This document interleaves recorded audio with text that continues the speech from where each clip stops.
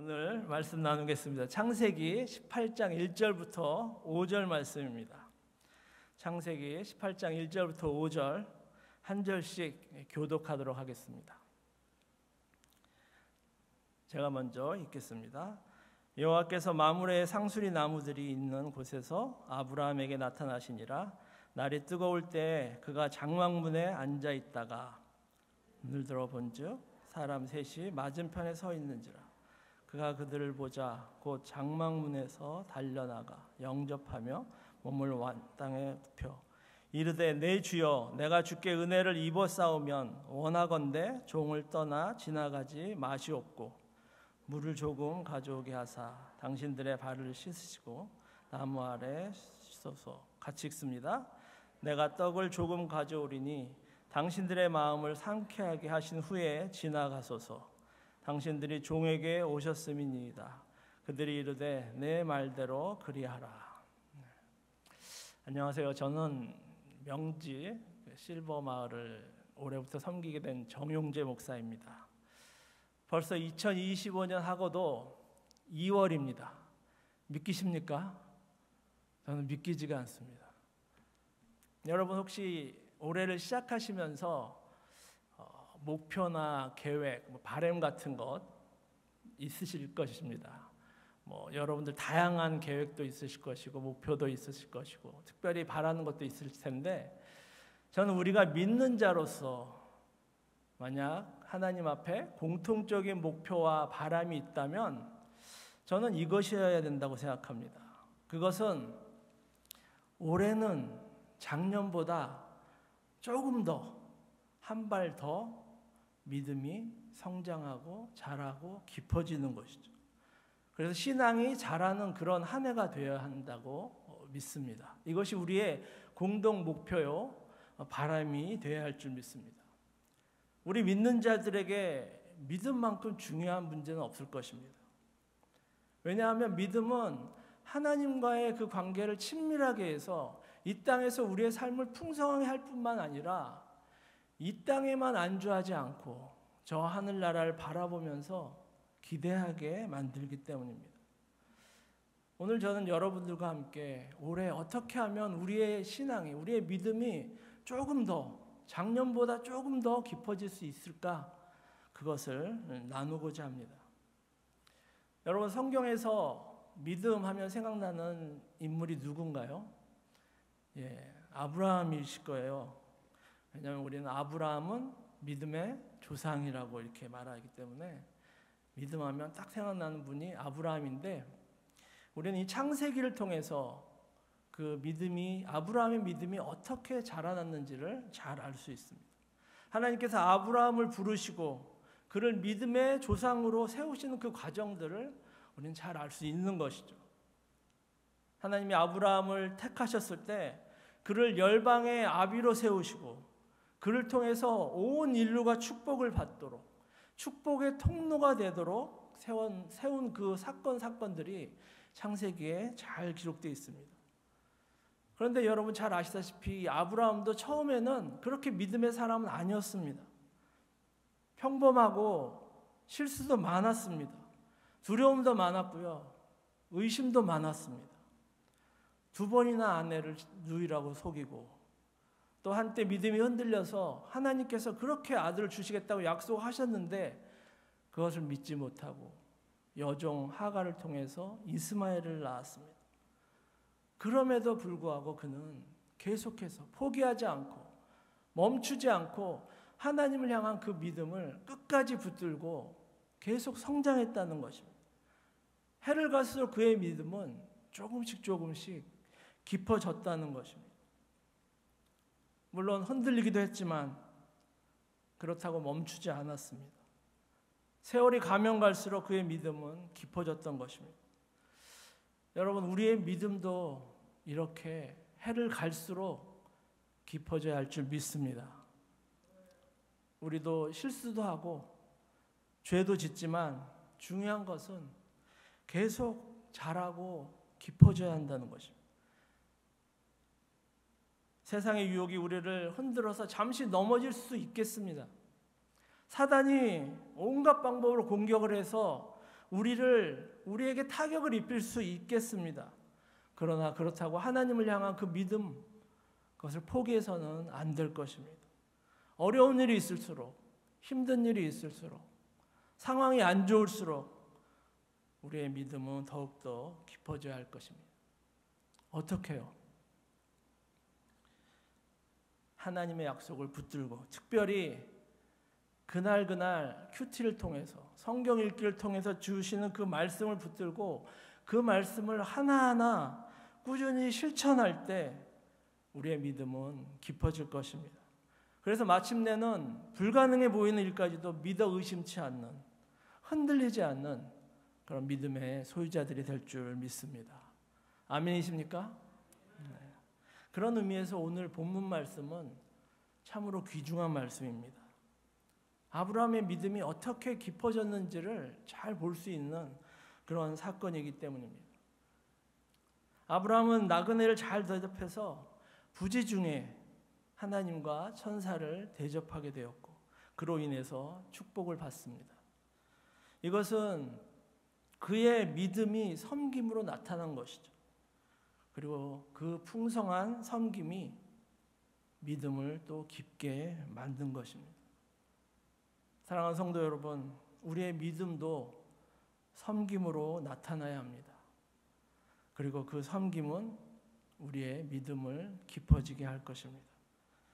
오늘 우리는 믿음의 조상 아브라함의 풍성한 섬김이 믿음을 깊어지게 한 이 사건을 잘 배우고 실천해서 아브라함의 후손으로 자랑스럽게 올 한 해를 잘 보내야 할 줄 믿습니다. 이 은혜가 사모하는 모든 분들에게 임하시기를 주님의 이름으로 축원합니다. 오늘 말씀 1절 보시면 아브라함이 뜨거운 날에 장막에 앉아 있는데 눈을 들어보니까 세 사람이 맞은편에 있는 것입니다. 갑자기 나타났는지 아니면 걸어온 것을 못 보다가 나중에 알게 됐는지 그것은 잘 알 수 없지만 아브라함이 그들을 보자마자 달려나가서 영접했습니다. 그리고 풍성한 음식을 대접합니다. 그 당시 풍습에서 나그네 대접하는 것은 아주 흔히 있는 일상적인 일이었습니다. 그리고 또 매우 중요한 일이었습니다. 특히 광야나 사막지대에 있는 이스라엘에서 물과 먹을 것이 항상 부족했기 때문에 항상 이동 생활을 하는 그 유목민들에게 나그네 대접은 생명을 살리는 일이었습니다. 그래서 누구든지 자기의 장막에 오는 분들은 물과 음식을 대접했습니다. 그것이 미덕이었고 흔한 일상이었습니다. 그런데 오늘 본문 말씀을 자세히 보시면 아브라함의 행동은 결코 평범하지가 않습니다. 아주 특별합니다. 먼저 2절 말씀을 이렇게 보시면 아브라함이 그 나그네를 봤을 때 어떻게 행동합니까? 그들을 보자 곧 장막문에서 달려나가서 영접했다. 그렇게 말합니다. 달려나가서 영접했다. 우리는 저 말씀 보고 특별한 생각이 들지 않지만 그 당시 문화에서 남자 어른들은 절대 달리지 않습니다. 달리는 것은 어린아이나 못 배운 사람들이 하는 아주 좀 약간 속되게 말하면 몰상식한 일이었습니다. 못 배운 사람들이 하는, 그래서 그런 일을 하면 큰 수치로 여긴 그런 일이었습니다. 그런데 아브라함은 어땠습니까? 그 당시 족장이었습니다. 큰 가족을 거느리는 가장이었고 그런 분이 달려나갔다는 것이죠. 그리고 3절 보시면 나그네들한테 주여, 주인이라고 부릅니다. 그리고 자신을 뭐라고 합니까? 종이라고 표현합니다. 또 4절 보십시오. 물을 가져와서 발을 씻을 물을 가져와서 발을 씻고 나무 아래서 쉬소서. 본인이 물을 가져오겠다는 것이죠. 이 손님의 발 씻어주는 그 물은 종들이 하는 일인데 종들 중에서도 말단에 있는 그런 종들이 하는 일입니다. 그런데 실제 주인이 누구죠? 아브라함인데 아브라함이 자기가 직접 이 일을 하겠다는 것이죠. 이것만이 아닙니다. 5절 말씀 한번 보십시오. 떡을 조금 가져와서 대접하게 해달라. 조금 가져온다 이렇게 얘기했는데 어떻게 대접하냐면 6절, 7절 말씀 우리 한번 같이, 잘 안 보이니까 제가 읽도록 하겠습니다.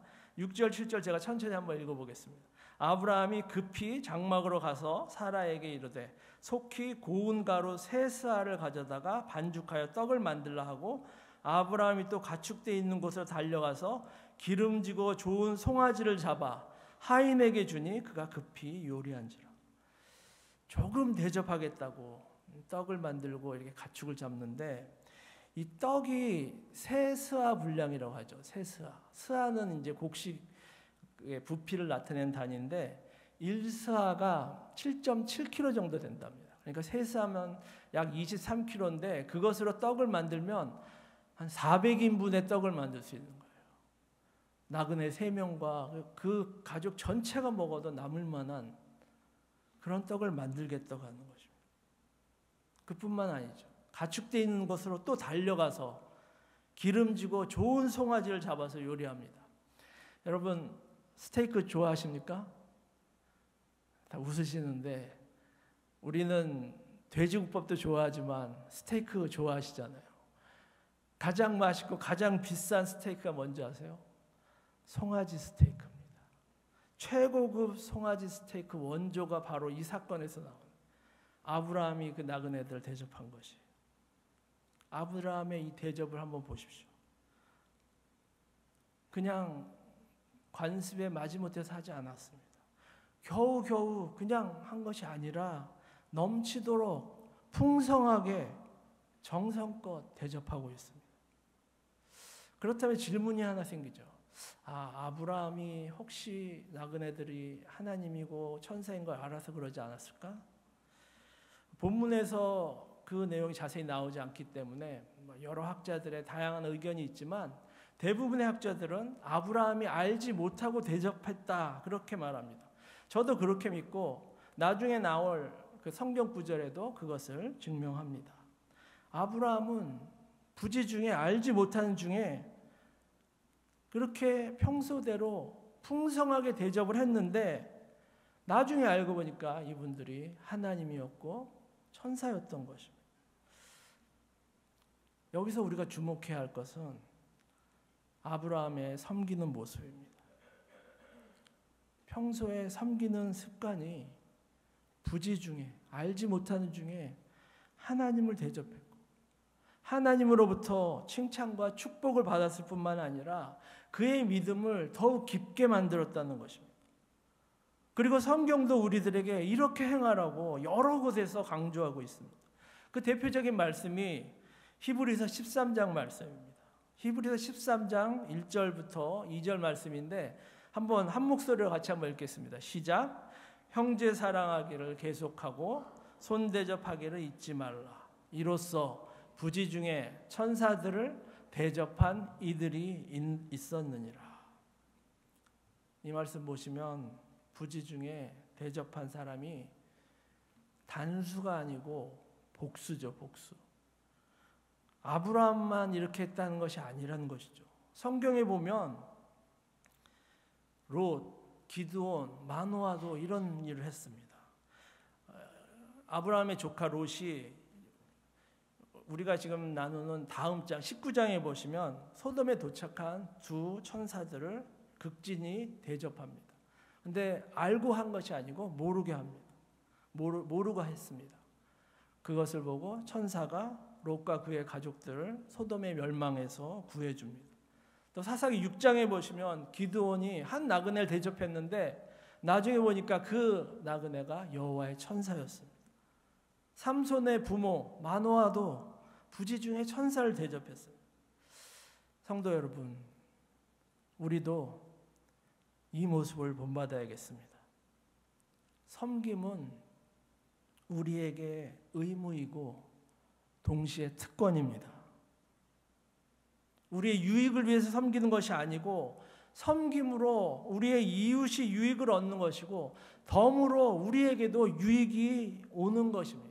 다시 말해서 우리의 섬김으로 이웃들이 유익을 얻고 덤으로 우리도 유익을 얻게 된다는 것입니다. 우리가 가진 시간으로, 우리가 가진 건강으로, 우리가 가진 그 재물로 이웃을 섬기는 것은 모든 계명의 핵심인 하나님 사랑, 이웃 사랑을 실천하는 것입니다. 그리고 그 섬김을 통해서 우리 주위 사람들이 살아나고 우리 공동체가 활력을 얻고 우리 사회가 안정화되는 것입니다.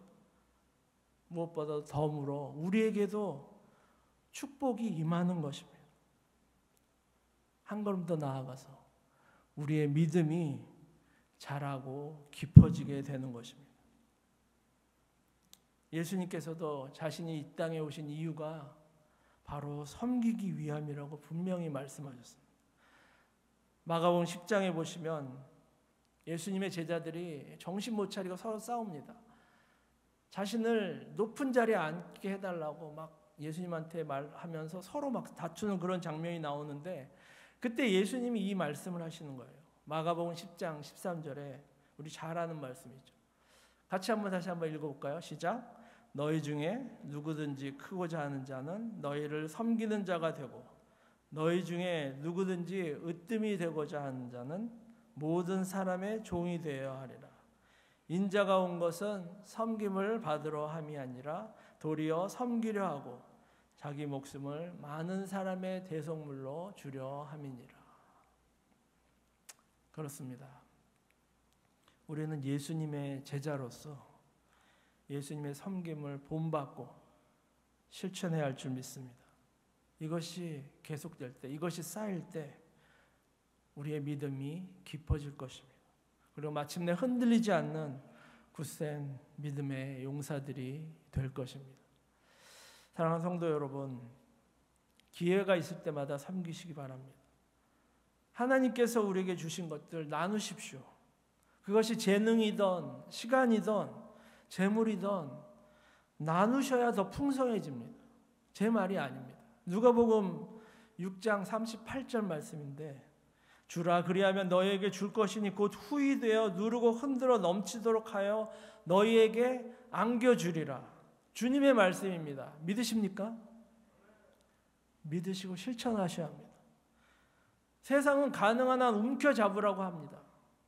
특히 요즘같이 경기도 안 좋고 벌이도 안 되는 이때 물가도 오르고 삶이 퍽퍽해서 점점 힘들어지는 이때 안으로 모으라고 말합니다. 그러나 성경은 달리 말하고 있습니다. 나눠야 더 늘어난다고 분명히 말하고 있습니다. 잠언 11장 24절 말씀인데 흩어 구제하여도 더욱 부하게 되는 일이 있나니 과도히 아껴도 가난하게 될 뿐이니라. 여러분 경험을 한번 생각해 보십시오. 아끼고 절약해서 얼마나 큰 부를 모았습니다. 여러분 나눌 때를 한번 생각해 보십시오. 있어서 나눈 건 아니잖아요. 없는데도 나눴을 때 그 마음의 기쁨과 평안과 그리고 그 이후에 또 하나님이 주시는 그 축복, 그 은혜를 분명히 경험하셨을 것입니다. 성경은 또 말합니다. 우리의 작은 섬김은 상이 있다고 분명히 말하고 있습니다. 마태복음 10장 42절 보십시오. 또 누구든지 제자의 이름으로 이 작은 자 중 하나에게 냉수 한 그릇이라도 주는 자는 내가 진실로 너희에게 이르노니 그 사람이 결탄코 상을 잃지 아니하리라. 하나님이 주시는 상은 어떤 상일까요? 이 모든 것은 주님의 말씀입니다. 성도 여러분, 항상 함께 하시는 그 하나님께서 우리의 섬김을 보고 계십니다. 우리가 이웃을 환대하고 돕는 것 보고 계십니다. 우리가 우리보다 약한 자들, 도움이 필요한 자들에게 다가가는 그 모든 것 하나님이 보고 계십니다. 그리고 수십 배, 수백 배로 갚으십니다. 흔들어 넘치도록 채워주실 것입니다. 올해 한번 실천해 보십시오. 그래서 축복의 비밀을 알기만 하는 자가 되지 마시고 실천을 통해서 누리시는 자들이 되시기를 주님의 이름으로 축원합니다. 말씀을 맺겠습니다. 우리의 믿음은 계속 성장하고 깊어져야 합니다. 올해 우리의 목표 중에 하나가 우리의 믿음이 작년보다 한 걸음 더 나아가는 것, 조금 더 깊어지는 것이 되어야겠습니다. 그 방법은 우리의 섬김에 있습니다. 우리의 섬김이 작년보다 양적으로, 질적으로 풍부해지는 것입니다. 믿음의 조상 아브라함이 나그네 섬김을 통해서 부지 중에 하나님을 대접했던 것처럼 우리도 섬김을 통해서 하나님을 만나고 우리의 믿음이 깊어져야 할 줄 믿습니다. 풍성한 섬김은 믿음을 깊어지게 한다는 것을 기억하시기 바랍니다. 바꾸어 말해도 진리입니다. 우리의 믿음이 깊어지면 우리의 섬김도 풍성해집니다. 이것이 하나님이 원하시는 것이고 예수님께서 이 땅에서 본을 보이신 그 모습이시고 그리고 수많은 우리의 신앙의 선배들이 섬김의 삶으로 본을 보이셨습니다. 저를 포함해서 여기 계신 모든 분들은 풍성한 섬김을 통해 믿음이 깊어지는 한 해가 되시기를 주님의 이름으로 축원합니다.